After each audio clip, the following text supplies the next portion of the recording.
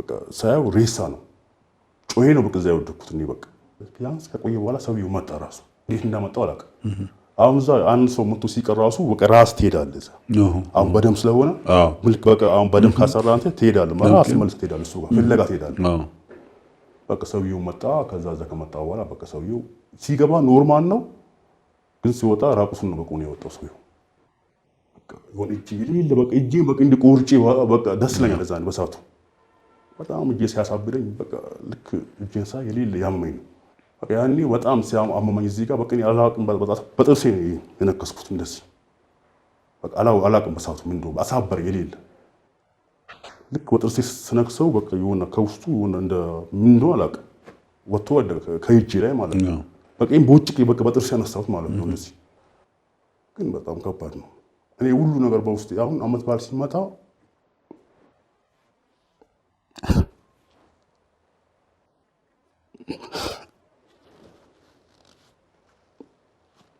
እና ብዙ ጊዜ የጀመረው ጫካ ውስጥ ነው።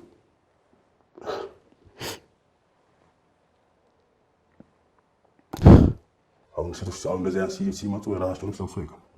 ልብሳቸውን ይቀይራሉ። ልብስ አላቸው እዛ የሚሰጥ ልብስ አላቸው። እዛ ገብቶ ቀይሮ ይገባሉ። እዛ ገብቶ በቃ የሆነ ጥቁር ልብስ ነው እሱ ለብሶ የሚገቡት። አሁን ኖርማል በቃ በደማቸው አሁን በሰው ደም እንዳልኩህ አለ በደማቸው የሚሰራል በቃ አጥቃ በውስጥ በደማቸው እና ደግሞ አንተ ለምሳሌ ጊዜ ገደብ አለው። ይሄን አክል ገደብ ነው ካለ ደግሞ በገደብ ደግሞ የሚሰራልህ ካለ ለዚህ ያህል ጊዜ ብላ ለዚህ ጊዜ ግን እነሱ ኖርማል ለብዙ በደማቸው የሚሰራላቸው በደም ነው ንቅሳት የሚደረግላቸው በደም በቃ እሱ ያው እስከ መጨረሻው ነው ተነግሯቸው መስለኛል መተው አይችሉም እነሱ። ወልዳ ልጅቷ 3 ዓመት ልጅ ናት። በጣም የምታምር በቃ እኔ እስከዛሬ በቃ ያ ነገር እንዴት ቢል በጣም ከባድ ነው። እኔ ደግሞ በሆነ ሰዓት ላይ ወደ ራሴ መለስ ነበርኩ። በቃ በሆነ ሰዓት ላይ ወደ ራሴ መለሳለሁ እና በተለይ አሁን የኛ አበሾች ሲመጡ ያኔ የሆነ ውስጤ በቃ ወደ ራሴ አለ እና አንዴ ልጁን ይዞ የመጣ ሰውየው በጣም የምታምር ልጅ ትንሽ ልጅ ናት ይዞ ነው የመጣው ሰውየው እና ይዞ አመጣ። በቃ እዛው ወደ ልጅቷን አየዋት ስታርድ አላየሁም ግን አመጣት። በኋላ ደግሞ ሬሳዋ ደግሞ አየሁት እኔ ያው እኛ ገብተን የምናወጣው አይደል ተሸፍና ገብቼ በቃ ሰዓት ልጅቷ ራሷ ናት ከሰው የመጣችው ልጅ ማለት ነው። የእሱ የራሱ ልጅ ነበረች። የሰውየው ሚስቱም አብራ መጣው አልነበረችም እሷ እና አልነበረችም እና ቢያንስ ከ15 ቀን በኋላ ደግሞ ሚስቱን ይዞ መጣ እንደገና እሱ ራሱ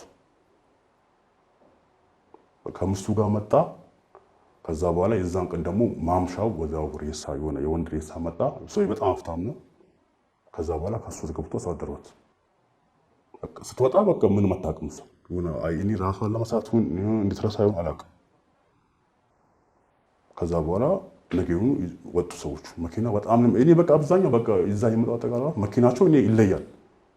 እኔ እዛ መኪና እዚህ እኔ አላየሁም። የነሱ መኪና ጎማው ራሱ ይለያል በጣም ይያን በቃ ያለው በቃና በጣም ከባድ ነው። እኔ እዛ የሚተራ ልጅማ ተው ያው በአሁኑ ጊዜ አሁን ቢያንስ መቃብር ቦታ ላይ መሄድ አልችልም ማየት አልችልም። በቃ አሁን ባለውበት ለቅሶ ቦታ እንደዚህ በለቅሶ ቦታ እናም ቦታ እንጂ ለቅሶ መስማት አልፈልግም። ለምን ያ ወደ አይምሮ ስለሚመጣ ነው ያመኛል። ብዙ አሁን ጊዜ አሁን ወደ መቃብር ቦታ እኔ አላለሁ አልችልም ያመኛል በጣም በቃ ለረጅም ሰዓት ሁላ የምወድቅበት ጊዜ ራሱ አለ ሲት አለው በቃ ያ ነገር ነው የሚታወሰኝ። እንግዲህ የሀበሻ ጨዋታ ቤተሰቦች ከሆሳዕና ጋር እንደዚህ እየተጨዋወትን ነው። ይህን ፕሮግራም የምትሰሙ ሰዎች በኃላፊነት እንድትሰሙ አደራ ጭምር ነው የምሰጠው። አሁን እዛ አካባቢ ለምሳሌ ያው መሀል ላይ ነው ያለው። እዛ አካባቢ አሁን ወጣ ነው ቤት አሁን እዛ አካባቢ ቤት ብዙ ወጣ በጣም ርቀት ነው በስተቀር ብዙ ቤት የለም እና ደግሞ ሰውን ደግሞ ያውቃል። አሁን ይሄ ሬሳ ለምሳሌ ልክ ወይ በጠዋት የሚያወጡት ሌሊት ላይ ተጭኖ ነው የሚሄደው። የት እንደሚያደርጉት አላውቅም። ከየት መቃብር እንደሚያመጡት አታውቅም።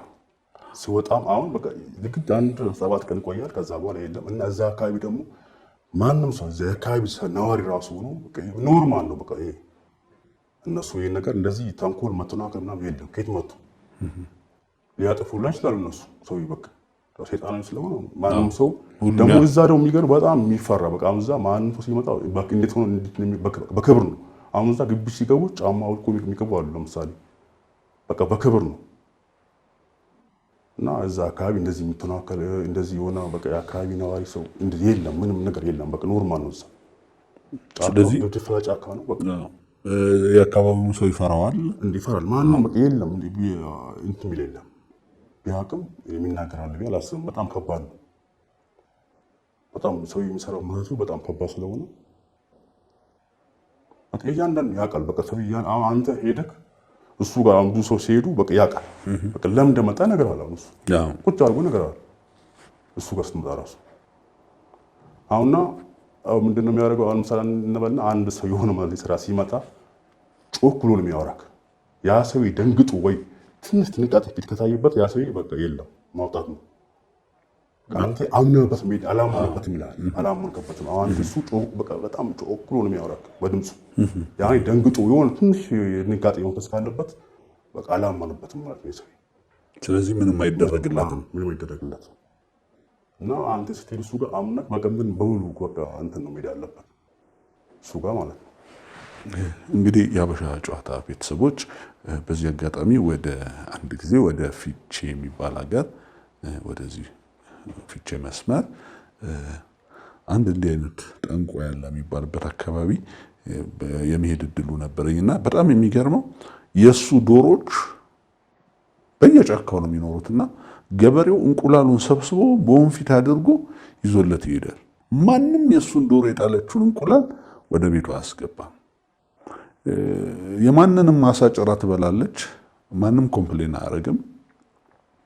የማንም ግቢ ገብታ ታድራለች።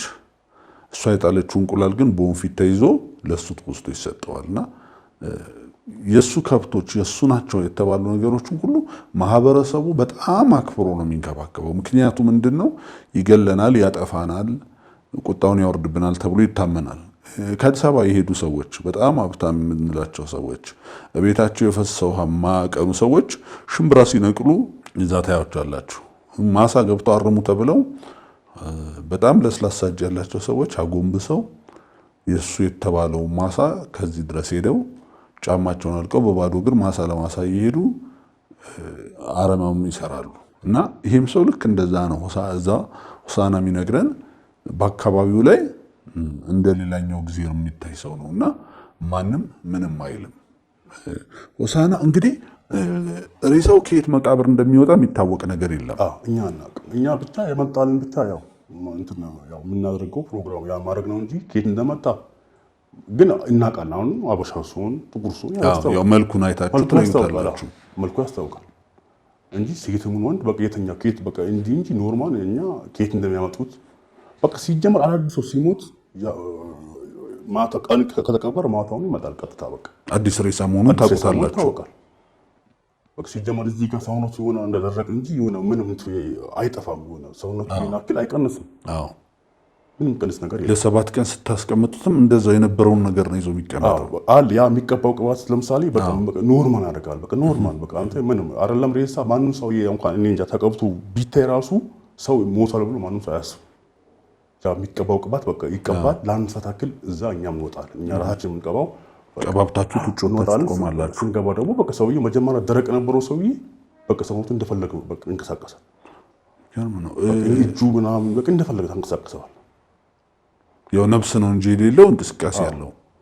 አሁን ውስጥ አሁን እንዲህ ማውራት ለምን በቃ ውስጤ ላይ በቃ አላ በቃ ለምን ያን ነገር ተላምጄዋለሁ እኔ ውስጥ ለምን ብዙ ያኔ በቃ ብዙ ነገር አይሚሊናይ በቃ ለብዙ ነገር ነው እስከ ሞቱላ ደረሻለሁ እኔ ራሴ አሁን በእነዚህ አይነት ነገር ማለት ነው። እና በጣም ከባድ ነው። አንዴ በሆነ ሰዓት ደግሞ እኔ ወደ ራሴ መለሳለሁ። አሁን እንደዚህ መድኃኒቱ ብቻ አላቅም። አንድ ጊዜ እና የሆነ በጣም የሆነ ወጣት ልጅ ነው የሚያምር በቃ እኔ እንጃ ሬሳ አይመስልም። በሆነ ሰዓት በቃ ወደ ራሴ ተመለስኩኝ። ወደ ራሴ በቃ በደንብ ማየት ሲጀምር በቃ ሳየው ሬሳ ነው። ጮሄ ነው በቃ እዛ ያወደኩት እኔ በቃ በጣም አሁን ይሄ መድኃኒቱ ባይኖር እኔ እንዲህ ማንም ሰው ይሄን አያደርግም። ግን ውስጤ ደንዝዟል። ልክ ያን ሳይ እኔ በቃ ወደኩ እዛው በቃ ነቅተህ ነበር ማለት ነው። እኔ ደግሞ እነቃለሁ። ስነቃ በደንብ አድርጌ አስባለሁ። ልክ አጥበን ጥፋት ካለቀ በኋላ ተነስቼ በሆነ ሰዓት ልክ ሳየው ሬሳ እንደሆነ በቃ ያኔ አወኩ እና በቃ እዛ ጮሄ ወደኩ እዛ እና ከዛ በኋላ ምን ተደረከ? ምን እንዳደረኩኝ አላውቅም። ከዛ በኋላ ራስን አታውቅም? አላውቅም። በኋላ ስነሳ ደግሞ ራሴን ሰውዬው ጋር ነው ያገኘሁት። በቃ እንዲህ የምትነቃበት ጊዜ የሆነ ለውጥ ካየብህ በቃ የሆነ ጋር ያደርግብሃል ማለት ነው። ወይ ደግሞ ይቆረጣል እጅግ ላይ በቃ የሆነ ነገር በቃ እንደዛ ይደረግብሃል። ከዛ በኋላ የሆነ ነገር ይነፋብሃል። በቃ ወደ ራስ ትመለሳለህ እንጂ ሰው በጤና ሆኖ አይደለም ሬሳ። እኔ እንጃ በጣም ከባድ ነው፣ በጣም ከብዳል። ምን ያህል ሰራተኞች አሉት ብለህ ታስባለህ እዛ? ኧረ እኔ እንጃ ከመቶ አይበልጥም። የእሱ ሰራተኛ የሚባሉት ከመቶ ይበልጣል። ብሩ ላይ እንደዚህ በጥሬ አሁን ትእዛዝ ነው። በቃ ብር በጥሬ ይዘው ይመጡ አሉ። በጣም በብዛት የብር እንትን አለ ምንድን ነው የሚባለው? የብር መያዣ በሱ ይዘው ይመጣሉ። ለሱ ስጦታ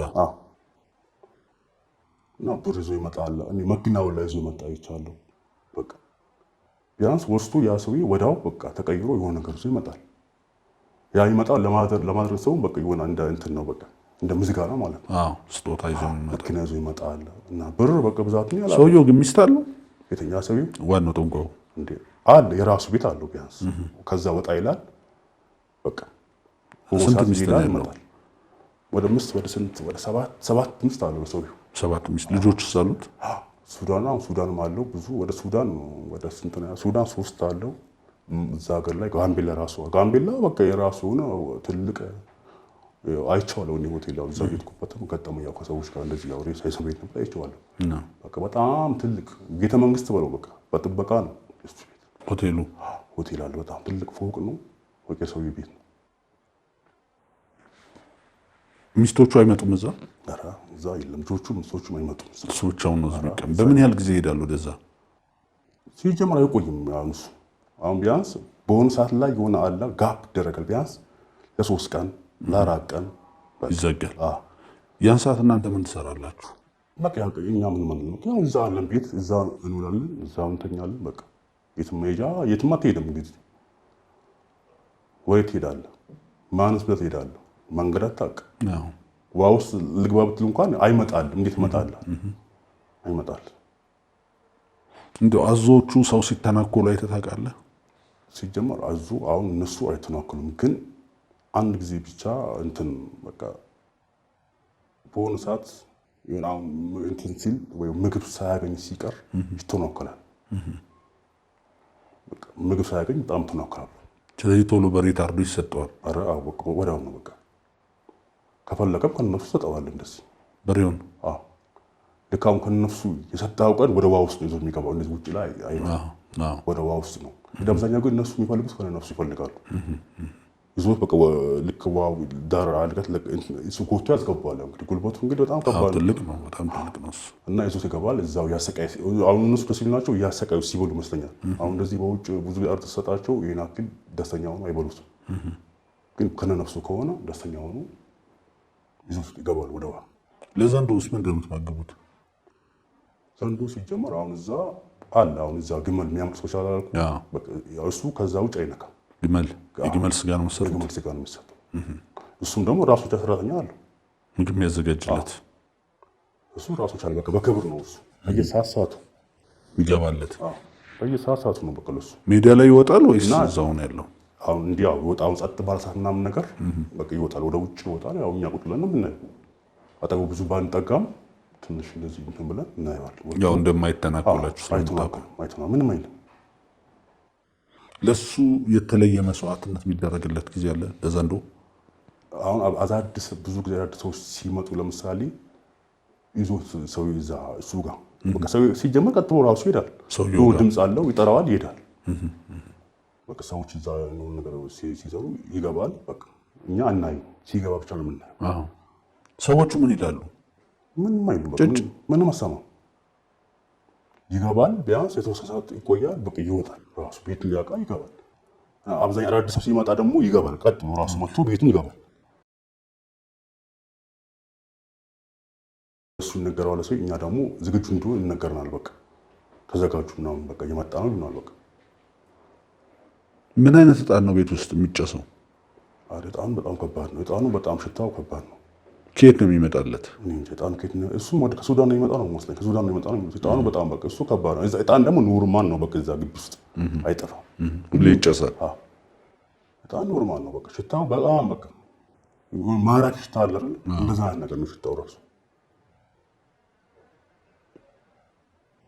ብዙ ወጣቶች ይመጣሉ። ኧረ ወረፋ የለም እዛ በወረፋ ነው ወጣቶች መቶ ሁላ ይመለሳል ተሰልፎ በቃ ያ ሁሉ መቶ ሁላ ይመለሳል አለ አይደርስም ሳይደርሰው ቀርቶ ማለት ነው። በቃ ጊዜ የሚሰጠው በጣም ለባለስልጣን ወይ ለባለሀብት ሲሆን በጣም ጊዜ የሚሰጠው ቅድሚያ የሚሰጠው ብዙ ስለሚከፍል ማለት ነው። በጣም ብዙ ስለሚከፍል የለም ብር በጥሬ ይዞ ነው የሚመጣው እዛ በጣም ስለሚከፍል ቅድሚያ ለሱ ነው። ሴቶች ማስተፋቀር ያሰራሉ። እነሱስ ምን እንደሚያደርጉት? እነሱ አብዛኛው ማስተፋቀር ስለ የሆነ እንትን ንብረት ያለውን ሰው ለማጥመድ የሚጠቃው መተፋቀር አይደለም እሱ ማስተፋቀር ሲሆን አሁን ንብረት ካለ አንተ ያን ንብረት ወደ አንተ ለማድረግ የሚጠቀሙት ነገር ነው። በቃ አንተ ያው ሲቀርቡ በቃ ኖርማል ታምናቸዋለህ ነው ሰዎች ቀርቡ ታምናቸዋለህ ምንም በቃ አንተ አጥረጠራቸው በቃ አንተ ያለን ነገር ሁላ ወደ እነሱ ማለት ትችላለህ ማለት አታቆም ያን ምንም አታቆም ወደ ብራቸው ሁላ ምናምን በቃ እንደዚህ አብዛኛው ደግሞ ሴት ነው የሚመጣው አብዛኛው እዚህ እንደዚህ ምን ላይ ነው እነሱ የሚያሰሩት? ገላቸው ለሚያሰሩት ነገር አለ እነሱ ሲጀምር አሁን እነሱ አሁን ሲገቡ ያው እንትን የሆነ አለ እዛ የሚሰጣቸው እንትን ነገር አለ። አሁን ሴቶች አሁን እንደዚህ አይነት ሲመጡ የራሳቸው ልብስ ለብሰው ይገቡ ልብሳቸውን ይቀይራሉ። ልብስ አላቸው እዛ የሚሰጥ ልብስ አላቸው እዛ ገብቶ ቀይሮ ይገባሉ። እሱ እዛ ገብቶ በቃ የሆነ ጥቁር ልብስ ነው እሱ ለብሶ የሚገቡት ለያቸው ላይ ለብሶ ማለት አይቻልም። የሚነቅሳቸው ነገር ምናምን አለ እሱ የሚሰራላቸው ማለት ነው። አሁን ኖርማል በቃ በደማቸው አሁን በሰው ደም እንዳልኩ አለ በደማቸው የሚሰራል በቃ አጥቀ በውስጥ በደማቸው እና ደግሞ አንተ ለምሳሌ ጊዜ ገደብ አለው ይሄን አክል ገደብ ነው ካለ ደግሞ በገደብ ደግሞ የሚሰራል ካለ ለዚህ ያህል ጊዜ ብላ ለዚህ ጊዜ ግን እነሱ ኖርማል ለብልጅ በደማቸው የሚሰራላቸው በደም ነው ንቅሳት የሚደረግላቸው በደም በቃ እሱ ያው እስከ መጨረሻው ተነግሯቸው መሰለኝ መተው አይችሉም እነሱ ወደ ኋላ መመለስ የለም። እንግዲህ አንድ ጊዜ እሱ ጋር ከደረሱ በኋላ አረ በቃ እሱ ጋር ደርሱ ማንም ሰው እንትን የሚል የለም። በቃ ምንም ነገር ምን እሱ አክየት የለም ጥርጣሬ የለውም። እሱ ጋር ሄደ ሰው በደም ቃል ኪዳን ገብቷል። ከዚህ በኋላ ከሱ ጋር ያለኝን ግንኙነት አቆማለሁ ማለት አይቻልም። አረ አይቻልም። አታምሮ እንደው አቁም ያለው ብሎ የሞከሩ ሰዎች ላይ የደረሰ ነገር አይተታቀለ እንደው የምትሰሙት ነገር ወይ? አንድ ጊዜ የሆነ በጣም ባለ ሀብት ነው የሆነ በጣም ሀብታም በጣም ብዙ ጊዜ ሀብታም ነው ሰው ጠፋ። ሌላ ጊዜ በየ15 ይመጣል እና ጠፋ ሰውየው ለብዙ ጊዜ ቢያንስ ለተወሰነ ጊዜ ጠፋ እና ከጠፋ በኋላ እንግዲህ እኔ እንጃ በቃ ቢያንስ ከቆየ በኋላ ሰውየው መጣ ራሱ እንዴት እንዳመጣው አላውቅም። አሁን እዛ አንድ ሰው መቶ ሲቀር ራሱ በቃ ራስ ትሄዳለህ። አሁን በደም ስለሆነ ምልክ በቃ አሁን በደም ካሰራ አንተ ትሄዳለህ ማለት መልስ ትሄዳለህ እሱ ጋር ፍለጋ ትሄዳለህ። በቃ ሰውየው መጣ። ከዛ ከመጣ በኋላ በቃ ሰውየው ሲገባ ኖርማል ነው ግን ሲወጣ ራቁቱን ነው በቃ ነው የወጣው። ሰውየው መመኪያን ነው የመጣው። በቃ አብዶ ነው የወጣው። አብዶ ወጣ። በቃ እኔ አሁን ብዙ አብርሶች አውቃለሁ። እዛ ያው ብዙ የሚያብዳል እንዲህ ኖርማል እነዚህ አድርጉ በደም አሰብቶ የሚቀርሰው በቃ ይመጣ ራሱ ግን በቃ ኖርማል አይደለም። አብዶ ነው የወጣው። እዛ ኖርማል ሰው አጣቂ። ስለዚህ ቅጣታቸው ማበድና በቃ ምናምን ተመለሻ ምናምን ነው ነገር ይላል። አትመለስም። እንዴት ትመለሳለህ? በቃ የለም መጀመሪያውኑ ቃል ኪዳን በደም ቃል ሰው ታርዶ ነው እንግዲህ በሰው ደም ነው እንግዲህ ያደረገው ሰው እንዴት ነው በቃ አይመለስም። ያሱ አይችልም መመሰች። እንግዲህ የሀበሻ ጨዋታ ቤተሰቦች ሰው ዓለምን ሁሉ ቢያተርፍ ነፍሱን ግን ቢያጎድል ምን ትርፍ አለው ተብሎ የተጻፈው ይሄ ነው። ስለዚህ ሰው ዓለምን ሁሉ አትርፎ ነፍሱንም ስጋውንም በእንደዚህ አይነት መልክ አጥቶ በማይረባ ነገር ውስጥ ቃል ኪዳን ከምትገቡ እስቲ ያላችሁበትን ነገር ራሳችሁን ቆም ብላችሁ መርምሩ። የመዳን ቀን ዛሬ ነው። ስለዚህ እስቲ ሁላችሁም እኔ የቱ ጋ ነኝ ብላችሁ ቤተሰብ የቱ ጋ ነው ብላችሁ መርምሩ። ይሄንን እንግዲህ ሆሳና ብዙ ነገር ነው ያየኸው አንተ። አረ በጣም እኔ አሁን በቃ አልተናንቅኩም። ለምን ይከብዳል፣ በጣም ከባድ ነው እና እኔ በቃ በህይወቴ እያንዳንዷን በቃ በስቃይ በጣም በጭንቅ በቃ እያንዳንዱ በቃ እኔ ከልጅነት አሁን እስካለሁበት ድረስ በቃ እኔ ጥሩ ነገር እኔ እንጃ። አንተ እንዴት ከዛ ውስጥ ወጣህ? ከዛ ውስጥ የወጣሁበት ምክንያት እና አንዴ እጄ በቃ የፈጣሪ ሰበብ ሲያደርግልኝ ይመስለኛል፣ ብቻ አላውቅም። ወደ ጋምቤላ ልንመጣ እና የዛን ቀን ወደ ጋምቤላ ያው ሳይዘን እንሄዳለን። ልክ ይዘን ሄድን። ከሄድን በኋላ እጄ የዛን ቀን ማታሙ ተኝቻለሁ። ያው ከኔ የሚሄደው ልጅ ደግሞ አለ። ያው ጥቁሱ ደግሞ ጥቁር ነው። ያው ከኔ ያው በቋንቋ እንደዚህ እንግባባለን በተኛውበት ማታው እጄ አላስተኛ አለኝ። በቃ የሌለ ረበሸኝ፣ ውስጡ ላይ ያለው ረበሸኝ እና በጣም በቃ ያኔ ወደ ራሴ ማለት የሆነ ነገር በቃ እንትን ስል እና ምን እሰማለሁ አሁን ያው ነገር ካለው የሆነ አጋጣሚ እዛ ቁጭ ብዬ ልክ በጊዜ ነበር በረንዳ ቁጭ ብዬ ያለው ያው እዛ አካባቢ የሆነ ቤተክርስቲያን አለ እና ቤተክርስቲያን አለ። ልክ በሆነ ሰዓት ላይ የሆነ እንደ ቅዳሴ ነገር የሆነ ነገር ሰማሁ። ስሰማው መጀመሪያ እንደ እንቅልፍ ሸለብ አድርጎ ተነስቼ ወጣሁ። ልክ ስነተለካ እጄ ያመመኝ ወጥቼ ቁጭ ብዬ በቃ ትንሽ ወደ ራሴ መመለስ የሆነ ነገር በቃ ወደ ራሴ ስመለስ በቃ የሆነ እጄ የሌለ በቃ እጄ በቃ እንደ ቆርጬ በቃ ደስ ይለኛል። እዛ በሰዓቱ በጣም እጄ ሲያሳብደኝ በቃ ልክ እጄ ሳይ የሌለ ያመኝ እንግዲህ ምንም ቁስለት የለውም ግን ያመሃል የለውም በቃ አብጧል። ግን ኖርማል አዎ ይሄ ቀንሶ ነው እንጂ በቃ ቁጭ ነበር እንደዚህ ያለው እንደዚህ ቁጭ ነበር ያለው። ከዛ በኋላ በቃ ያው እዛ አለ በየቦታው ሰው አለ እንግዲህ ያው የትም መንቀሳቀሻ የለህም። ልክ እዛን ቀን በቃ እንትን የሆነ የቤተክርስቲያን እንትን የሰሙ በቃ ወደ ራሴ የተመለስኩ መጣሁ። ወደ ራሴ ተመለስኩ በቃ ኖርማል በቃ ያኔ በጣም ሲያመመኝ እዚህ ጋር በቃ አላውቅም በጥርሴ የነከስኩት እንደዚህ በቃ አላውቅም በሰዓቱ ምን እንደሆነ አሳበረ የሌለ ልክ በጥርሴ ስነክሰው በቃ የሆነ ከውስጡ የሆነ እንደ ምን እንደሆነ አላውቅም ወጥቶ ወደቀ ከእጄ ላይ ማለት ነው። በቃ ይሄን በውጭ በቃ በጥርሴ ያነሳሁት ማለት ነው። እንደዚህ በቃ ብዙ ደም ፈሰሰኝ። ከዛ በኋላ በቃ የሆነ ራሴ ለረጅም ሰዓት በቃ ልቤው ለአንቅ በቃ መታ በጣም አንቀጠቀጠኝ ያስፈራራኝ የሆነ ነገር። ከዛ በቃ ኖርማል ራሴ ነው በቃ ሳይ የት እንዳለውም አላውቅም። በቃ ወደ ራሴ ተመለስኩ። ኖርማል ግን በደንብ ወደ ራሴ ተመለስኩኝ እና ከዛ አሁን በሆነ ሰዓት ወደ ከማታው በቃ ያው ሰውዬው እኛ የምናዘጋጅለት ስንት ሰዓት ነው? አሁን እዛም እናዘጋጃለን። በቃ አሁን እዚህም አዘጋጅተን ወስተን እዛም ደግሞ ታዘጋጃለህ። ከዛን እዛ አዘጋጅተን ምን ብለን ልክ ማታው ልክ ተኛው ነው በሆነ ሰዓት በተኛውበት ልክ 8 ሰዓት ደግሞ ሰው የቀሰቀሰኝ የባለ ሆቴሉ ሁለቱም ቀሰቀሰንና በቃ እንወስተካክሉኝ አለ። እኛ በቃ ሄድን አስተካክለንለት ምን ብለንለት 8 ሰዓት ነበር ከማታው። ከዛን ያኔ ነቅታል ነቀው በቃ በደንብ ራሴ ነው እያንዳንዱ ነገር ራሴ ነው። ከዛ በኋላ በቃ በደንብ ራሴ ነቃለሁ። በቃ ልቤን የመታ ነው በራሴ ተመልሻለሁ ኖርማል በቃ ሁሉም ነገር ሳይ በቃ ሰውዬው አዘጋጅተንለት ውጭ ፎቅ ነው ውጭ ወጣን። በቃ ከልጁ ጋር ገባ ልጁ ተኛ አልኩት። እኔ በቃ ያኔ ወዴት በቃ መውጫ መንገድ ነው የፈለኩት እኔ እዛሽ ጋር ከዛ በኋላ እንደምን እንግዲህ በዛ አጋጣሚ ደግሞ የሆነ አልጋ የሚይዙ ሰዎች ምናምን ሆቴል ነው ጽዳት ይጠብቃል። በቃ አሉ ብዙ ሰዎች። አንዱ ከሻወር ቤት ተነስቶ ይወጣል። ከሻወር ቤት ገብቶ ከሻወር ቤት ሲወጣ በቃ አረ እንደዚህ ጠየኩት። ኖርማል አናገርኩት ሰውዬው። አረ የማውጫው መንገድ ቤቱ ጋር ነው ምናምን ብዬው የት ሄደ? አረ እንደዚህ ሰው ጠብቆኝ ነው እዛ ጋር ከስር ሰው አለ አልኩት። ሆቴሉ በቃ ክፍት ነው ነው አለኝ። በቃ አሳይ እንጂ በዚህ ጋር አለ ሰውዬው። ከፎቁ ላይ ወረድኩ። ስወርድ መሬት ስወርድ በቃ አዲስ ነገር የሆነ ቤቱ ያምራል። የሆነ ሰውም አለ በቃ ሌሊትም ሆኖ ሰው አለ። ከዛ በኋላ እንደምን ቤት ውጭ ላይ ደግሞ ሲወጣ ግቢ ነው ያ አረንጓዴ ቅጠሎች አሉ ሳይ ደስ አለኝ። ግን ያ ሁሉ ሰውን በቃ ቤተክርስቲያኑ ደግሞ እዛ አካባቢ ነው ቤቱ ጋር እንደሆነ ደግሞ በቃ እንትን ማለት ጀመርኩኝ። ከዛ በኋላ እንደምን ብዬ በቃ ዘበኛ ዋላ ያው እዛ ችግር የለውም እዛ ስትወጣም ስትገባም ያው እንደዚህ አያስጨንቁም።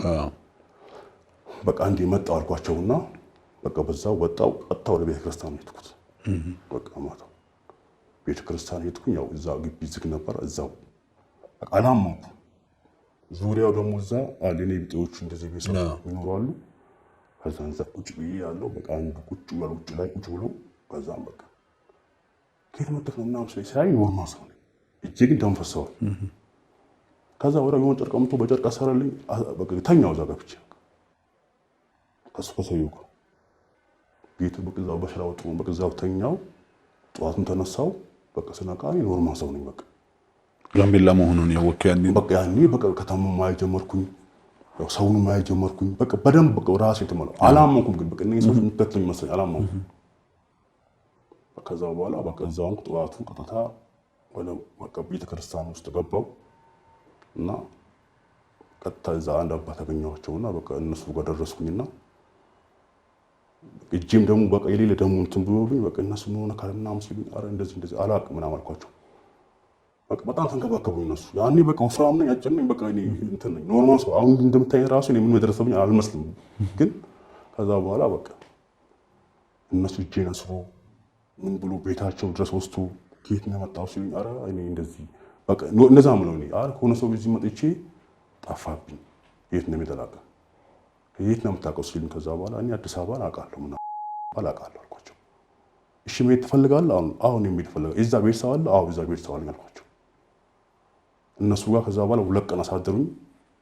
ከዛ 2 ቀን በኋላ ደግሞ የእነሱ ልጆች ነበሩ እዛ አካባቢ በቃ ወሰዱ። ያው እነሱ ነው የዛ ቤተክርስቲያን ያሉ ልጆች የሚያስተናግዱ በቃ እነሱ ብር አዋጡ ምን ብሎ እና ብዙ በቃ ያኔ ትዝለኛ ወደ 3000 ምናምን ብር አዋጡልኝና አዲስ አበባ መኪና ሸኙኝ ማለት ነው። በቃ አዲስ አበባ መጣሁ። አዲስ አበባ ደግሞ ከመጣሁ በኋላ ደግሞ በቃ እኔ አልቆ እዚያ አላደርኩም። በማታውን በቃ ውስጤ ላይ ያው ትንቴ እዛ ስለሆነ ተፈለኩኝ እና በማታው አጠያይቄ እንደ በሰው ሰው ያጠያይኩኝ በቃ እንደዛው ነው ማለት ነው። ከዛ በኋላስ ያለ ህይወት እንዴት ነው? የዛ አይነት ነገሩ አይከተልህም? በህይወትም ይረብሽ ነገር የለም? በቃ እኔ አሁን ከዛ በቃ እዛ ከሄድኩ በኋላ ግን ለብዙ ጊዜ በቃ ራሴ አልነበርኩም። ማየው ሰው ሁሉ በቃ የሆነ ሬሳ ነበር የሚመስለኝ። እኔ ህፃኑም ሳይ በቃ ሬሳ ነው የሚመስለኝ።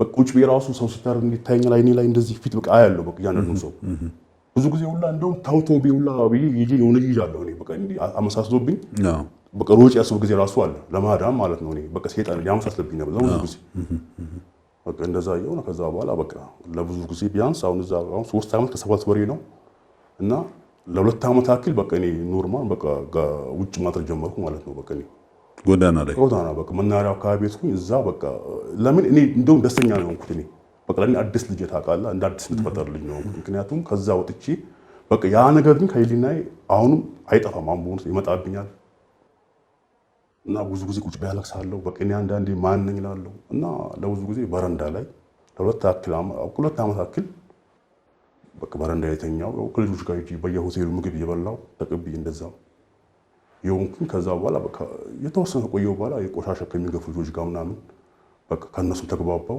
በቃ ከነሱ ቆሻሻ ምናምን መግፋት ጀመርኩ ማለት ነው። በቃ እንደዛ እያለ እና አሁን እንደዛ አሁን ከዛ ማለት አሁን ውጭ አላድርም። 2 ዓመት አክል ውጭ እንትን ያ ብዙ ስቃይ ደርሶብኛል። እዛ በጣም ብዙ ነገር እና ብዙ አንድ ጊዜ እንደው በጣም ጎርፍ ነበረ እና ውጭ እኔ በቃ እነዚህ ሌሎች እኔ አሁን ማስተሽና አልጠቀሙም አላውቅም ከነ እና ሌሎች ደግሞ ይሄን ተጠቀሙና ቅዝቃዜ አያውቁት እና በቃ እዛ በጣም ተግባባው ከልጆቹ እና እኔ በቃ እነሱም አለ ቁጭ የማድረው ብዙ ጊዜ ማለት ነው። እንቅልፍ አይወስደኝም ነበር እና አንድ ጊዜ በጣም ዝናብ ዘንሞ የሆነ ትልቅ ግቢ አለ። ግቢ ላይ በቃ የሆነ ጥግ ላይ ከግቢ ደግሞ ቀጥሎ ሱቅ አለች። ሱቋ እንደ ሸንዳ እንደዚህ አላት። እዛ ስር ቁጭ ብዬ ነበረ። ዝናብ በጣም የዘነበው ሰዎች አጋጣሚ ደግሞ ጎርፍ ይበዛል ብዙ ጊዜ እዛ ቁጭ ብዬ ያለው በቃ ጎርፍ ሲገባባቸው ሰዎች ወጥቶ በቃ ዝናብ በጣም ዘንሞ ቀነሰ። ጎርፉን ደግሞ ለማውጣት በር ከፍቶ የጠረጉ ያለ አጋጣሚ ደግሞ ሰው ውጭ ሲወጣ እኔ ያለው በቃ ያለ ምክንያት በቃ ሌባ ብሎ በጣም በቃ ሰውየው ማለት በጣም በቃ ከልክ በላይ ደበደቡኝ ማለት ነው። በቃ እኔ በዛን ሰዓት መናገር አልችልም ከመናቀስ ውጪ ማለት ነው። እና በቃ ይሄ ሌባ በቃ ይሄ እንደዚህ በቃ በዝናብ አስመስሎ ሊገባ ፈልጎ ነው ምናምን ብሎ ሁላ እዛ እንትና ላይ እና በጣም በቃ ሰውየው በጣም ተደበደብኩ እዛ እና ቀኑን ሙሉ ሁላ እንደገና ቀን እንደገና እዛ ግቢ አስገብቶ ቢያንስ እስከ 8 ሰዓት በቃ በጣም ተኝቼ ሁላ በቃ ራሴን አላውቅም ነበር። በሆነ ሰዓት ደግሞ እንደገና የሰውየው ሚስት ናት መታ የሆነ ምግብ የሆነ ነገር ሰተኛ የሆነ ምግብ ነገር በቃ ስበላ የሆነ አይኔ ተከፈተ። ከዛ በቃ ሴቷ በጣም ጥሩ ሰው ነበረች። ሰውየው ደግሞ በጣም መጥፎ ነው ሰው በቃ ከሚባለው በጣም ጥሩ ሰው ነው። ከዛ በኋላ በቃ እና ብዙ ነገር እና አሁን በቃ ያለውበት ሁኔታ በቃ እኔ አንዳንዴ በቃ ሳስበው እንግዲህ ለምንድን ነው የፈጠረኝ ብዬ አስባለሁ። አንተ አሁን ቤተሰብ ቢኖርኩ እኮ አሁን እኔ አሁን እናንተ ፕሮግራም ሰማለሁ ብዙ ጊዜ ግን ምንድነው እነኚህ ሁሉ ሰዎች ቤተሰብ አላቸው። አሁን አንተ ጋር መጥቶ ብዙ ነገር ያወራሉ። አሁን እነሱ ወንድም እህት ስንት ነገር አላቸው ቢያንስ ከጎናቸው። እኔ ግን ስለዛሬ ደስታ ምን ነው አላውቅም። ማለት በህይወቴ አንድ ቀን እንኳን ምን ደስታ ነው ለኔ እንጃ አላውቅም። ወይ አንድ ዘመድ አታውቅ፣ ወይ ቤተሰብ አታውቅ፣ ወይ እናት አባት አታውቅ። ግን ከልጅነት ደግሞ እና ደግሞ እኔ ካጣው ደግሞ የደረሰብኝ ነገር ደግሞ በጣም ይልቅ እና በቃ እኔ ምንድን ነኝ እስኪ እና የሚገርም እኔ ብዙ ደም ለግሼ አውቃለሁ። አሁን ላይ ፖስታ ቤት ይባላል የሆነ ጊዜ ይዘጋጃል። ለብዙ ደም ለግሼ አውቃለሁ። ግን ያው ከራሴ ወደ ሰዎች አዝናለሁ በቃ በጣም እና እኔ በጣም እኔ ህይወት በጣም ጥሩ ነው። እንግዲህ ሆሳዕና ማናችንም ከኋላችን የራሳችን ታሪክ አለን። እግዚአብሔር ወደዚህ ምድር ሲያመጣን የራሱ ምክንያት አለው። ማንም በዘፈቀደ በእናትና በአባት ፈቃድ አልመጣም። እግዚአብሔር ምክንያት አለው። ለምን ለሚለው ነገር እሱን ከሱ በቀር ምክንያቱን የሚያውቅ የለም። አንድ ታሪክ የምነግርህ እኔ ትናንትና ያጋጠመኝ ታሪክ ነውና ከዛሬ 20 ዓመት በፊት ደምቢዶሎ ውስጥ ስሰራ አንድ የኔ ሰራተኛ ከአንዲት ልጅ ነበረው እና ከ20 ዓመት በኋላ አልተገናኘንም። በቃ እንዳረገዘች እሱም ወደ ሌላ ክልል ሄደ። በሄደበት ክልል ታሞ ሞተ። ምንም አይነት ግንኙነት ከዛ ጋር አልነበረንም። ትላንትና ተደውሎ ነው የተነገረኝ። ከ20 ዓመት በኋላ የተወለደችው ልጅ አናቃትም። እንግዲህ ከ20 ዓመት በኋላ እዛ አካባቢ ጋር ምግብ እንበላባቸው የነበሩ ሰዎች እኔ ነገሯት። እኔን ስም ማን እንደሆነ፣ አባቷ ማን እንደሆነ፣ ወንድሙ ማን እንደሚባል፣ የአባቷን ፎቶ ድሮ ደምቢዶሎ እያለን የተነሳነውን ፎቶ ይሄንን ነገር ነው የሰጧት። እንግዲህ 20 ዓመት ሙሉዎች ልጅ ስትፈልግ ነው የኖረችው ያንን ማንነት እና ከ20 ዓመት በኋላ ትላንትና መጣች ተብሎ መረጃው ደረሰኝ እና እግዚአብሔር በህይወት ውስጥ ምን እንዳለው ማንም አያውቅም። አንተ በዚህ ውስጥ ያለፍከው ለምንድን ነው? ምርጫ ሆኖ አይደለም በዚህ ያለፍከው። እግዚአብሔር ግን ይህን ነገር አሳይተዋል። እንግዲህ ዓለም ሁሉ ይህን ፕሮግራም ያየዋል። ዓለም ሁሉ ነው የሚያየው ይህን ፕሮግራም። ያንን ቦታስ እንድትገልጥ እግዚአብሔር ምክንያት አንተን ካረገስ? ዮሴፍ ለባርነት ሲሸጥ ምርጫ ሆኖ አይደለም፣ ግን ለእስራኤል መዳን ይሆን ዘንድ ዮሴፍን ለባርነት ተሸጠ፣ በእስር ቤትም ተረሳ ነው የሚለው። አንተ ይህን ስፍራ እንድትገልጥ እግዚአብሔር ምክንያት አረግህ። ለምን ማለት አንችልም። እግዚአብሔር ማንንም ሰው ወደዚህ ምድር ያለ ምክንያት አላመጣም። ውድ የሀበሻ ጨዋታ ቤተሰቦች ይህንን ፕሮግራም በኃላፊነት እንድትሰሙት አደራ ጠይቃለሁ። እናንተም ሁላችሁም በእምነታችሁ ይህን ስፍራ እግዚአብሔር አጋልጦ የክብሩ መገለጫ ስፍራ ይሆን ዘንድ ሁላችሁም በእምነታችሁ ትጸልዩ ዘንድ አደራ ጠይቃለሁኝ። እግዚአብሔር ሆሳዕናን ወደዚህ ስቱዲዮና ወደዚህ ፕሮግራም ያለ ምክንያት አላመጣውም። በእናት ማህፀን ሳለው በስም ጠራው ተብሎ ነው የተጻፈው። እናት ወንድና ሴት መሆኑን ሳታቅ እግዚአብሔር ግን የልጁን ስም ያውቅ ነበርና በእናት ማህፀን ሳለህ በስም ጠራው ተብሎ የተጻፈውም ለዚህ ነው።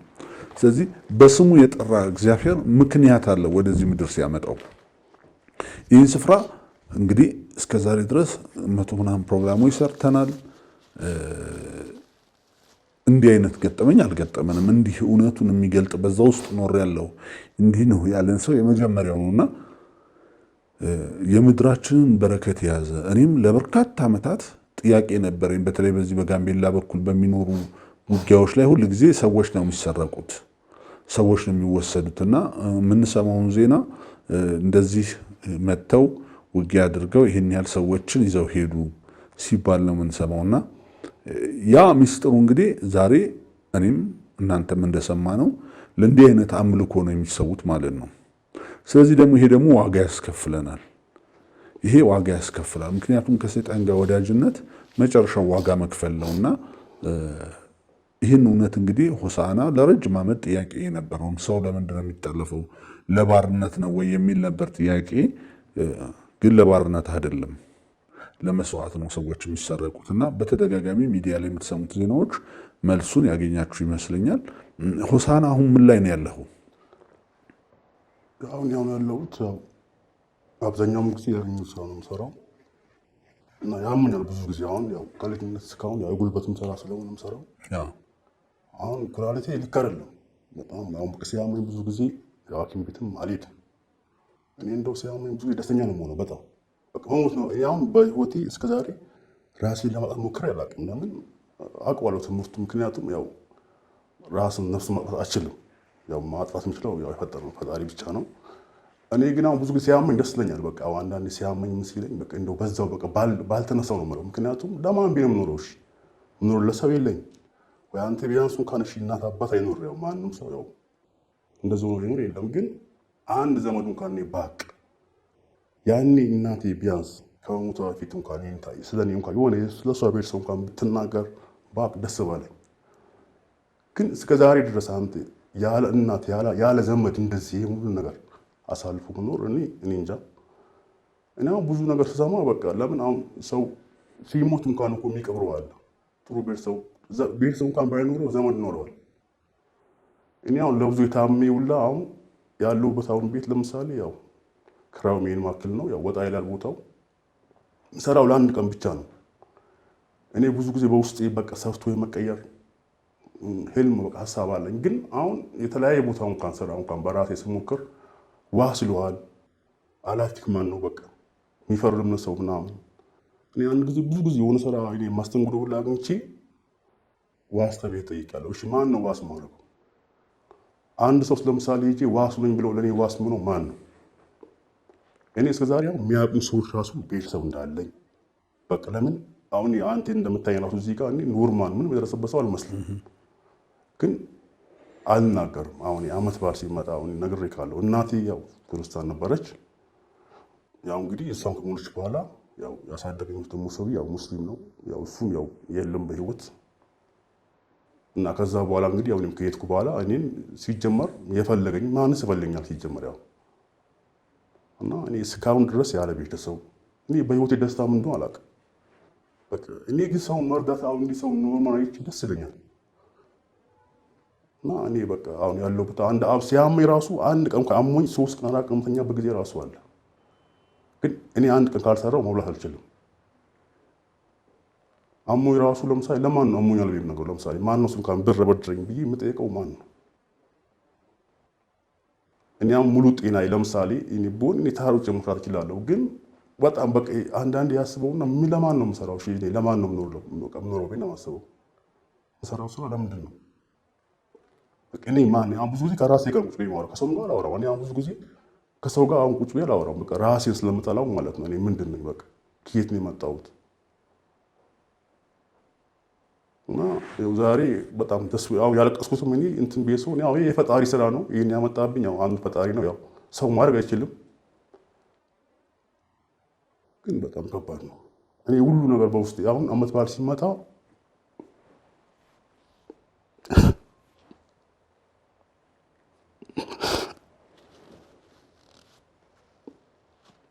እና ብዙ ጊዜ የምኖረው ጫካ ውስጥ ነው።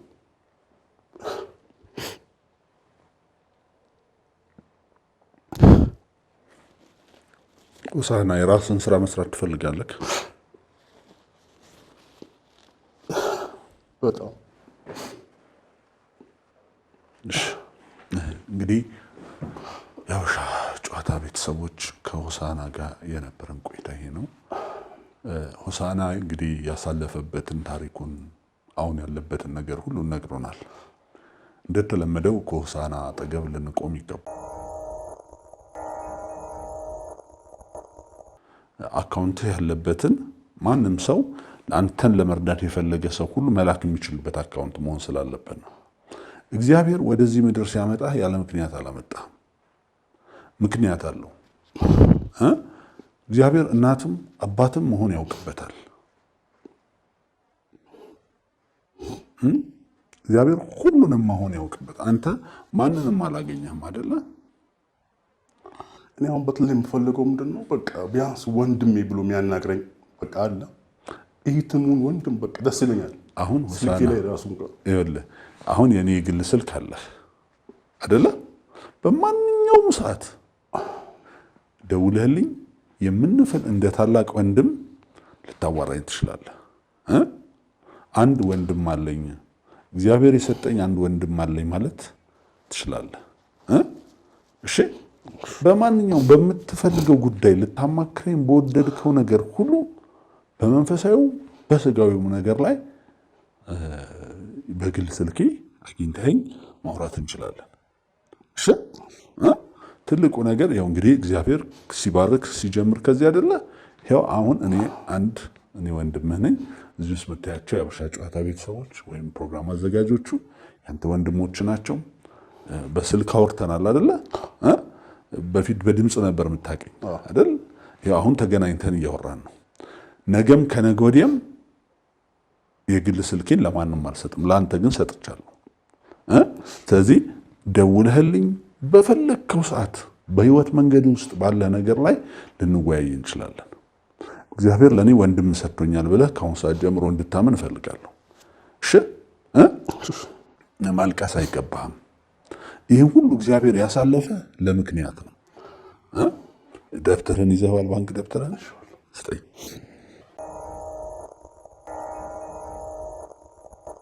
ሆሳና እንግዲህ አሁን ሰውየው እንዳልከኝ እሱ ጋር የነበሩ ሰዎች ከሱ ወጥተው ከሸሹ ወይም ከጠፉ ይጠራቸውና ያሳብዳቸዋል። አንተ ይህን ነገር ትፈራለህ? በሆነ ሰዓት መጀመሪያ የመጣሁበት ጊዜ በጣም ፈራ ነበርኩኝ። በተኛሁበት ሁላ ወጥቼ ነበርኩኝ ለብዙ ጊዜ እና ለብዙ ጊዜ ደግሞ ቢያንስ ለስንት 3 ሳምንት ራቁቴን ያውቃለሁ። በቃ ደንግጬ አንዴ በተኛሁበት በቃ የመጥቶብኝ በቃ ራሴ አልቻልኩም ነበር። ራሱ ሰውየው መጣ። በቃ ምን ከና እንዲሁ ፊት ለፊት መጣብኝ። በቃ በተኛሁበት ሁላ ተነስ ብሎ አስነስቶኝ መጣብኝ። በቃ ደግሞ ተነስቼ ሁላ ሩጫ ነው ራቁቴን ደግሞ በቃ ቢያንስ እስከ 5 ቀን ምናምን ውጭ እንደ እብድ ማለት ነው። ሰው ሁላ የፈራኝ የሸሽ እና በቃ ግን መልሼ ደግሞ ራሴን ሰውን ደግሞ መልሼ በራሴ አፍራለሁ እና ያን ራሱ በጣም ብዙ ነገር እብድ ነው ተብዬ በጣም ብዙ ነገር ግን አይጠፋብኝ። የሆነ ሴት ናት እንደውም ልብሷን ሆነ እንትኗን አውልቃ ወዳው ብላ አስራልኝ በቃ በጣም ሳደበቻ። እዛኔ ሰው ተሰባስቦ ምናምን ሲያይ እኔ በቃ ወደ ራሴ ተመልሼ ቁጭ ብዬ ነበር። አልቻልኩም መንቀሳቀስ፣ ፈራው። በቃ በኋላ ራሴን ሳይ ራቁቴን ነኝ እና በቃ ቁጭ ብዬ ጥጌ ቁጭ ብዬ ያለው በቃ ሴት ያመጣ ስትመጣ እኔ ምንም አልኳትም። የሆነ ነገር አውልቃ አስራልኝ በቃ ለሷ እኔ ይብደረለው ማልኳት ነገርኳት። ወዳው ደግሞ እሷ ባይዱላ አስነስታ ኮንትራት ይዘ ምናምን እስካለሁበት ድረስ ወስደኛለች። ስለዚህ ትፈራለህ አንዳንዴ? እና አንዳንዴ ያው አልችልም መተኛት። አሁን በቃ በሆነ ሰዓት ላይ አልችልም መተኛት፣ የሆነ ይረብሸኛል በጣም። እና አሁን እንዳልኩ ብዙ ጊዜ የሚረብሸኝ የሆነ አሁን ብዙ አልሄድም ወደ መቃብር ስፍራ ምናምን ቦታ እኔ አልሄድም። አሁን ቢያንስ ሰው ለቅሶ ስሰማ በቃ ያ ይመጣብኛል ቢያንስ። ምክንያቱም ያ ሰው አሁን ለቅሶ ሞቱ ነው የምታለቅስለት፣ እዛ ግን አይኔ ያ የታረደውን ሰው እኔ እንዴት በቃ ያ ይመጣብኛል። ያ በጣም ይረብሸኛል በሆነ ሰዓት ላይ እና በቃ በሆነ ሰዓት በቃ አላውቅም። ግን ውስጤ ኖርማል ነኝ እኔ ውስጤ ምንም አይነት ግን አሁን የራክን እንትን የሚለው አንዳንዴ ይመጣብኛል፣ በጣም ያስጨንቀኛል። በቃ ያኔ ከራሴ ጋር መጣላት ራስን የሆነ ነገር ውስጥ እገባለሁ አላውቅም። እንግዲህ ሆሳና ቃል ማውጣት ይኖርብሃል። ቃል ስጋ ሆነ ተብሎ የተጻፈውና የእግዚአብሔርን ቃል ማውጣት ይኖርብሃል። ምክንያቱም ይሄ ሰው ይሞታል። በእርግጠኝነት የምነግርህ ዘላለማዊ ሰው አይደለም። ይሄ ሰው ከሴት የተወለደ በስጋ ፈቃድ የተገኘ ሰው ነው፣ ይሞታል። የምታምነው እግዚአብሔር ግን የሚሞት አይደለም፣ ሕያው የሆነ እግዚአብሔር ነው። ስለዚህ ከሱ ይልቅ ካንተ ጋር ያለው ይበልጣል። እግዚአብሔር ወደዚህ ስፍራ የላከህ ይህንን እውነት እንድትገልጥ ነው። ያለ ምክንያት በዛ ውስጥ አላሳለፈህም። እግዚአብሔር ምክንያት ስላለው ነው በዛ ውስጥ ያሳለፈ። ስለዚህ ዛሬም በህይወትህም ነገም በህይወት በኑሮ ሁሉ እግዚአብሔር አምላክ እንደሆነ፣ እግዚአብሔር ደግሞ ከአሸናፊዎች ሁሉ በላይ እንደሆነ በአንደበትህ ተናገር። ያ የምትናገረው ነገር አንተን ይገዛሃል። እነዛ ሰዎች መጥተው በደም አይደል ቃል የሚገባቡት? ቃል ነው የተገባቡት። አንተም ቃል ኪዳንህን ደግሞ ከእግዚአብሔር ጋር በርታ። በሁሉ ጊዜ ባለ ነገር ሁሉ ላይ ቃል ተናገር። ያ ቃል አንተን ስለሚገዛ አንተን ስለሚሸፍነ ስሜን አውቋልና ጋርደዋለሁ ሸፍነዋለሁ ተብሎ ነው የተጻፈው። ምንም ስላረክ አይደለም፣ ጽድቅ ስላለህ አይደለም፣ የእግዚአብሔርን ስም ስላወክ ብቻ ከክፉ ነገር ጠብቀዋለሁ ተብሎ ነው የተጻፈው። በቀኙ 1000 በግራው 10,000 ይወድቃሉ፣ ወደ እርሱ ግን አይጠጉም ተብሎ ነው የተጻፈውና ይሄ ቃል በአንተ ላይ ይሰልጥን። አሜን ሆሳዕና። ይሄ ቃል በአንተ ላይ ይሰልጥን። የእግዚአብሔር ቃል ይሄንን ነው የሚለው። ወደ አንተ ማንም ሊጠጋ አይችልም። ይሄ ስጋ ለባሽ ነው። በሱ ላይ የሚሰራው መንፈስ ደግሞ የተሸነፈና የወደቀ መንፈስ ነው። ስለዚህ አንተ በእምነት መናገር አለብህ። እግዚአብሔር አምላክ ብዙ አዲስ ነገር ያደርግልሃል። ከዚህ በኋላ እነኝን ግብፃውያን ለዘላለም አትተዋቸውም ተብሎ ተጽፏል። ከዚህ በኋላ እግዚአብሔር ባንተ ላይ ይህንን ሰው ከነ መንፈስ ከነ ስራው ከዚህ በኋላ አታየውም። እሺ እግዚአብሔር ይህንን አንስቶታል። የእምነት ቃል በተናገርክ ቁጥር ደግሞ ይሄ ይከናወናል። ቀረ የምትለው ልትነግረኝ የምትፈልገው ነገር ካለ? እኔ አሁን ቀረ የምለው ነገር ያው ይሄን አሳልፍ ያለው አሁን አንደኛ ትምህርት ራሱ ለምሳሌ ያኔ መማር የፈለኩ እስከ ሁለተኛ ክፍል ነው ተምሬ ያቆምኩት። መማር አልቻልኩም። በቃ እንዴት ይማራለሁ? ያው እዛው ያለው ወደ ደቡብ ክልል ያለው በከዛን ያው እንዴት አላንተና ያሉኝ እና እኔ አሁን ቡን በቃ በጣም የምፈልገው ቢያንስ ሌላ ይቅርና ደስ ከሰው አሁን ከእናንተ ሳወራ እንዴት ደስተኛ እንደሆንኩ እኔ የማውቀው ያው መጀመሪያም ብዬካለሁ። እናንተ ፕሮግራም እኔ እንደ ቤተሰብ ነው ብዬካለሁ። እኔ በቃ ቢያንስ ወንድም ሴትም እህት ወንድሙም እናት አባትም ቢሆን ቢያንስ በቃ አሁን ኢቶች ያው ብዙ አሉ ከወንድሜ ብሎ ካሪላ ጠርቶ ቢያናግሩኝ እኔ የሆነ ውስጤ የሚሰማኝ ስሜት አለ ቢያስባሉ በቃ ያ ናፍቆኛል። እኔ በጣም ቤተሰብ ጋር እንደዚህ ከሰው ጋር ቁጭ ብሎ ማውራት እንደ ቤተሰብ አይተው አንድ ሰው እንደ ቤተሰብ ይሄ ወንድሜ እቺ ብላ የምታወራው አለ አይደል? እንደዛ የማየው ሰው ናፈቀኝ እኔ እስከዛሬ በቃ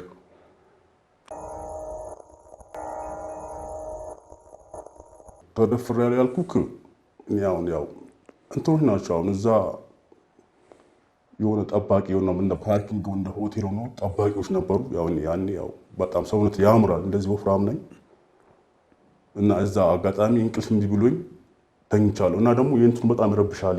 ምንድነው ማስቲሽ የሚስቡት በቃ እነሱም ሽታዊ ውስጥ ላይ ገብቶ ረብሾኝ ቁጭ ቤ ያለው በቃ እኔ ጋር አለም እዚህ እኛ ጋር በቃ ታርፋለህ ብሎ ያው እኔ አመንኩ። ያው እኔ ሰውን አምናለሁ ካስገቡኝ በኋላ እና ሁለት ነበሩ በቃ እዚህ ጋር ተኛ። ግን ሁለቱ ተነጋግሮ አይደለም የኔ ተነጋግሮ አይደለም ሁለት ነበሩ። ከዛ በኋላ በቃ እዚህ እረፍ አለኝ። እኔ ደግሞ ላርፍ በቃ እኔ ገባው። ልክ ገደም እንዳ እንቅልፍ ይዞኝ ሄደ። ልክ እንቅልፍ ይዞኝ ሄደ። በሆነ ሰዓት ላይ ደግሞ በቃ የሆነ ሰው የከበረኝ ሲመጣ ልክ ቦሳ ደግሞ ልክ ስነቃ ከላይ ላይ ወንድ ነው ራቆት ነው ልክ ሲታገለኝ በቃ ወዳው ስነቃ ወንድ ነው ይታገለኛል። እኔ ደግሞ ያኔ አቅም ከየት እንጣኝ አላውቅም። እና ሱሪም ደግሞ በቃ እንደዚህ አውልቆብኛል ካልና ከዛ በኋላ ልክ ገፍትሬ ጥዬ ነው ውጪ አንድ የጮህኩት ስጮህ ነው ከሱ ጋር የነበረው ሰው ሩጡ ሲመጣ እና በቃ ለሱ እንትን አልኩት። በቃ እሱም በጣም ደንግጦ ዱላ እሱ መታለው ልክ ሲወረወር የበሩ እንትን የሰበረው መስታወት ፎቅ ነበረ መስታወቱ ሰበረው። እሱ አምልጦ በቃ ሮጣ አመለጠ ማለት ነው። ከዛ በኋላ በቃ እሱ አጽናናኝ። ልብስ ያልብሱ ምን ብሎ አጽናንቶኝ ምን ብሎኝ በቃ ለምን ምንም በቃ ማለት አልፈለኩ። በቃ እሱ አይዞህ ምናምን ብሎ እኔ ከዛ ለማን ተናገርኩ። እሱም በቃ ተው በቃ ማንም መስማት የለበትም በቃ ብሎኝ ከዛ በኋላ እኔ ያን ቦታ ቀየርኩ። ከዛ እዛ ቦታ መተኛ ተውኩ። የትም ቦታ አልሄድኩም እና ያኔ በቃ የናክል ያው ሙከራ አደረገብኝ እንጂ አልደፈረኝም። ኦኬ ግን እንዴ ከዛ በኋላ ግን ፈር ያደረገ ይሄ ነገር አጠገብ ሰው ሲተኛ እንድትፈራ አድርጓል። በቃ እኔ አሁን በህይወቴ ከሰው ጋር አሁን በህይወቴ ከተፈጠርኩ አሁን ሲጀም ከድሮም ከሰው ጋር አልተኛም። እኔ ቤተኛው መገተኛ እና አሁን ራሱ እኔ አሁን ኖርማል እንኳን ሰው አላም በቃ ከዛ በኋላ እኔ ለምን እንደዚህ አንተ ውስጥ ያመንከው ሰው እንዲህ ሲያደርግ እኔ አሁን ከሰው ጋር እኔ በህይወቴ ለመጀመሪያ ፈጣሪ ምስክሬ ነው። እንደዚህ ቁጭ ብለህ ረጅም ፈታው ራሱ ካንተ ጋር በቃ አላውቅም። ምን ማለት ወሬ ከሰው ጋር አውርቼ አላውቅም። አሁን ረጅም ወሬ ማላወራም ዝምተኛ ነኝ። ሲያዛ ከስራዬ ውጪ ከራሴ ላውራ እንጂ እና እኔ ሌላ አሁን ብዙ ጊዜ አሁን ቆሻሻ ስንገፋ የተላይ ቃስና አድርሰን እንኳን ብር ማልቀበል ጊዜ ራሱ አልቀበልም። ብዙ ጊዜ በቃ እምቢ ቤ ነው የምሄደው። አሁን ሴቶች ደካማ ምናምን ከሆኑ አልቀበልም። በቃ እምቢ ቤ ነው በቃ ወጪ የምሄደው ላለመቀበል ማለት ነው። እና እኔ በቃ እንደዛ ነው። ዛሬ ግን አግኝተሃል። ዛሬ እኔ ላንተ ወንድም ነኝ። እሺ በፈለክ ጊዜ መደወል ትችላለህ፣ መገናኘት እንችላለን፣ መማከር እንችላለን። መጪው አዲስ ዓመት ነው። እግዚአብሔር አዲስ ነገርን ያደርጋል። እሺ ምንም በሌለበት ምድረ በዳ እግዚአብሔር ውሃን ማፍለቅ ይችላል። ካቆምክባት ከሁለተኛ ክፍሏ ማታ ገብተህ መማር ትችላለህ። ማንም አይከለክልህም። አንተ የመማር ልቡ እስካለ ድረስ ማለት ነው። የአበሻ ቤተሰቦች ደግሞ አብራችሁ ትቆማላችሁ። እናንተ በቆማችሁበት አቅጣጫ ደግሞ ሆሳዕና ባገኛት ሳንቲም የራሱ የሆነች ነገር ትንሽ ነገር ብትሆን ከዛ ጀምሮ ከፍ ብሎ እንደምናገኘው ፍጹም እምነቴ ነው። ሆሳዕና የምታስተላልፈው መልእክት እንግዲህ ብዙ ሰው ነው የሚያይህ። አሁን አካውንትህን ነግረናል፣ ስልክህን ነግረናል። ሊረዱ የሚፈልጉ ሰዎች በዚህ ቁጥር ያገኙሃል፣ ሊልኩልህ ይችላሉ። ስለዚህ እስቲ የምትፈልገውን ነገር ንገራቸው። እሺ አንድ የምናገረው ነገር ይሄን ከመናገር መጀመሪያ ምን በውስጥ የሚመላለሰው ብዙ ጊዜ በቃ እናንተን ፕሮግራም ልክ መስማት ከጀመሩ ምን ነበር የምለው በቃ በእናንተ ፕሮግራም ቀርቤ ያው ለምሳሌ ብዙ ሰዎች እናት አባት በቃ የት ወንድም ያላቸው አሁን በኩል አንድ ጊዜ እንደው ያረሳሁት ነገር እንገር የሆነ ሴት ያው አሁን እዛ የታመሰው ይዞ ነው የሚያዙት መኪና ልመና ይልመላቸው ማለት ነው። ልጁ ትንሽ ልጅ ነው ማለት በቃ በኔ ያው እንዲ ቁመቱ ምን በኔ እድሜ ያለ ነው እና ስታዞር እኔ ብዙ ጊዜ በቃ ሰው መርዳት በውስጥ ደስ ስለሚለኝ ሴቷ ያላቀሰች ነው ያው እዛ በማይክሮፎን የለመኑላት ያለ ቀጥ ቤት ሴት ያናገርኳት ማለት ነው።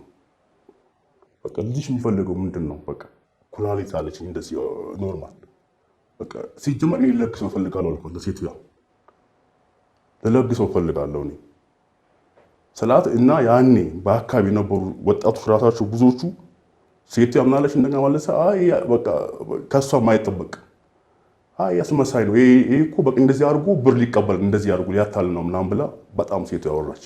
እኔ ግን በቃ በሙሉ በቃ ኮሚኒቲ ሄጃለሁ በቃ ቢያንስ ኩላሊት እንኳን ይሁን ልስጥሽ በቃ ቢያንስ ቤተኛው በቃ ስለሷ ሴቷ በቃ እዛ አካባቢ ያለ ሰው ሁላ በቃ የሌለ በቃ ብዙ ነገር ያደርጉኝ ማለት እንደ ሌባ ማለት ነው። እኔ በቃ ለምን አሁን እዚህ ስመጣ አንደኛ በቃ ምን ነበር ብዙ እንደዚህ የሚሰቃዩ ሰዎች የውስጥ ቀይ የላቸው እኔ ልሰጣቸው ፍቃደኛ ነኝ። በቃ እኔ ማንም ነኝ እኔ ምንድን ነኝ ግን ይሄን ነው አስበየም በቃ እንትና ነው በአንደኛ ማሰብኩት ያን ነበር እኔ ያ ሁሌ አሁን ሰው በየቦታው ኩላሊት እንደዚህ አሁን ያን ኩላሊት በጣም ያመኛል። አሁን ለምን የጉልበት ስራ ነው በቃ ነገር አንድ ኩላሊት አለኝ ግን ልስትራፕ እንደዚህ በቃ በይፋ ያለቀስኩ ማለት ነው ልስትሽ አዲኝ ነው አልኳት። በቃ እሷ ያው እንደ ሌባ ሌላ ቁርባሪ መስራት ያው በሌላ መንገድ አዩብኝ። ምን መሰለህ ሆሳዕና አንዳንድ ጊዜ ባልተለመደ መንገድ ስንገለጥ ሰዎች በራሳቸው ልክ ነው የሚሰፍሩን። ለዛም ነው ምክንያቱም ማንም ይሄንን ላድርግ አይልም። ያልተለመደ መንገድ ነው ራስ የተገለጥክበት ማለት ነው። ይሄ ግን መሆን ያለበት ሆሳዕና ከመልካም ፍቅር ጥሩ ነው። ለሰው ማሰብ ለሰው መርዳት መልካም ነው። ይሄ ግን የምታደርገው ነገር አንተ ማንም ስለሌለ አንተ ማንም ስለሆንክ አይደለም። አንተ በመጀመሪያ ማንም አይደለህም። አንተ እግዚአብሔር ባለማና በቅድ ወደ ምድር ያመጣ ሰው ነህ። እንግዲህ እስከ ዛሬ ነገርኩ ከ100 በላይ ፕሮግራሞች ሰርተናል። ማንም ሰው በዚህ ልክ ያየውን ነገር የገለጠልን ነገር የለም። ማንም አንተን እግዚአብሔር በዚህ በኩል ያመጣበት ምክንያት አለው። ስለዚህ አንተ ማንም አይደለህም። የእግዚአብሔር የመጠቀሚያ ዕቃ ነህ እንጂ አንተ ማንም አይደለህም። ከዛሬ በኋላ ማንም ነኝ የሚል ነገር መናገር የለብህም። እሺ አንተ እግዚአብሔር ለራሱ ያጫህ ለራሱ ዕቃ የክብር ዕቃ ሊያረግህ የወደደህ ንብረቱ ነህ እንጂ ማንም አይደለህም። እሺ አይደለህም። ስለዚህ እንግዲህ የአበሻ ጨዋታ ቤተሰቦች አስተያየታችሁን ኮሜንታችሁን ጠብቃለሁኝ። ሆሳዕናም ብዙ ነገር እንደምትሉት ተስፋ አደርጋለሁኝ። አደራ ምላችሁ ግን ይህን ፕሮግራም በኃላፊነት ተመልከቱት። እድሜያቸው ከ21 ዓመት በታች የሆኑ ልጆቻችሁ ወንድም እህቶቻችሁ ባያዩት ይመከራል። እንግዲህ ቀረ የምትሉት ደግሞ እናንተ ሙሉ ሆሳዕና ቀረ የምትለው ነገር አለ? ቀረ ምለው ምንም የለኝም። አሁን አቅም ቢያንስ ብዙ ነገር ቢደርስብኝ ምን አቅም አለኝ? ቢያንስ የራሴው ነገር ቢኖርኝ እኔም ሰርቼ ወደፊት እኔም በቃ ሰው መርዳት እፈልጋለሁ። አንደኛ ህልሜ ይሄ ነው። በቃ እኔም ሰው ሆኜ ትንሽ የሆነ ነገር አግኝቼ ፈጣሪ ረድቶኝ እኔም ደግሞ ሰውን በረዳ በቃ እኔ ሁሌ እኔ ህልሜ ይሄ ነው። ይሄን ደግሞ አንድ ቀን መጥቼ ነው ደግሞ በእናንተ ፊት እንደዚህ ያው ትላንትና ቀን እዚህ ቀርቤ ነበር ዛሬ እንዲሆኛለሁ ብዬ ደግሞ በእናንተ ፊት ደግሞ እኔም እንዳወራ እንዲያበቃኝ እፈልጋለሁ። እግዚአብሔር እንደሚያደርግ አምናለሁ። አበሻ ጨዋታ ቤተሰቦችም አብራችሁን ቆማችሁ ይህንን ሰው ይህንን የተናገረውን ቃል በምስክርነት እዚህ ጋር ቆሙ እንደሚናገር ፍጹም እምነቴ ነው። ስለምታደርጉት ነገር ሁሉ እግዚአብሔር አምላክ አብዝቶ አብዝቶ ከተነቀነቀና ከተጠቀጠቀው መስፈሪያው ይስፈርላችሁ። በጣም ከልብ አመሰግናለሁ። ይህን ፕሮግራም አዘጋጅተን ያቀረብንላችሁ እኔ ዘላለም ከሀበሻ ጨዋታ ጋር ነበርን። መልካም የሥራ ሳምንት ይሆንላችሁ። እግዚአብሔር አምላክ በተስተካከለውና በተደላደለው መንገድ ሁሉ ይምራችሁ። ስለ ሁሉም አመሰግናለሁ።